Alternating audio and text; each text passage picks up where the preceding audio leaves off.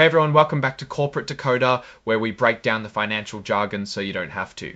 Today we're diving into Sierra Bancorp's latest quarterly report, and let's just say they're navigating some interesting waters, especially with how they're managing their investments and loans. Stick around because we're about to decode what these numbers really mean for the company's health. And hey, if you like getting these straight up financial insights, hit that subscribe button. We also have a Discord community linked in the description where we chat more about these filings, so come join us. Alright, let's get straight into the core of this filing, the financial tables.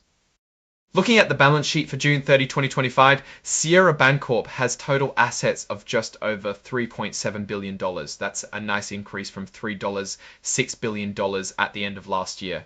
On the liability side, total deposits are around $3 billion, which is pretty stable. But what's interesting is their borrowings. Other borrowings jumped significantly from $80 million last year to over $154 million now, apparently to fund mortgage warehouse advances. Now, let's talk about how they're making money. For the second quarter of 2025, their net income was about $10.6 million, a slight increase from $10.23 million in the same quarter last year. Earnings per share are around 0.1. What's driving this? Net interest income, which includes things like service fees, also saw a nice boost. Let's dig into the details of their interest income and expenses. For the 3 months ending June 30, 2025, their taxable investments earned them over $9.2 million, while non-taxable investments brought in about $1.5 million. So overall investment income seems to have taken a bit of a dip.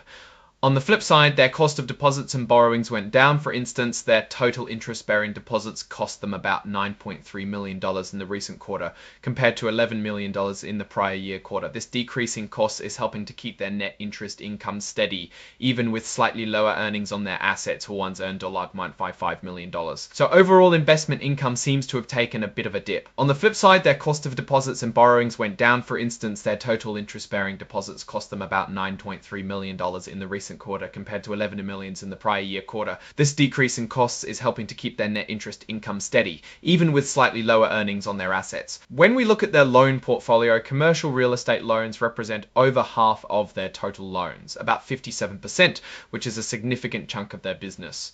Residential real estate is also a big part, around 15%. What's interesting is their mortgage warehouse lines, which are loans to companies that fund mortgages. These have grown quite a bit, now making up over 16% of their loans and showing strong utilization. We like to see growth, but we also have to watch out if they're taking on too much risk. Now, this is a critical part. The allowance for credit losses, which is money set aside for loans that might not get paid back, is around $21, $7.25. This is actually a decrease from $24.8 million last year. While a lower allowance can be good if loans are performing well, it also depends on the overall quality of the loan portfolio. They had some charge-offs, especially on a farmland loan, which is common in that sector, but overall the loan quality seems to be holding up for now. Let's talk about the loans that are causing trouble. Their total non-performing assets, which includes loans where they've stopped earning interest and any foreclosed properties, decreased to about $15 million at mid-2025. This is a good sign, and their ratio of non-performing loans to all loans is low at just over 0.5%. That means they don't have a lot of bad loans relative to their total lending, which suggests good management of credit risk. Now for liquidity, which is how easily a company can access cash to pay its bills, Sierra Bancorp seems to be in a strong position. They have over $130 million in cash and cash equivalents, plus a significant amount of unpledged investment securities and borrowing capacity from places like the Federal Home Loan Bank. Basically, they have plenty of ways to get cash if they suddenly need it, which is a sign of a healthy, well-managed bank. Keeping an eye on capital is super important for banks. Their leverage ratio, a measure of how much core capital they have compared to their assets, is well above the required minimums. For the bank itself, it's over 11.7%. This means they have a strong cushion to absorb potential losses, which regulators like to see.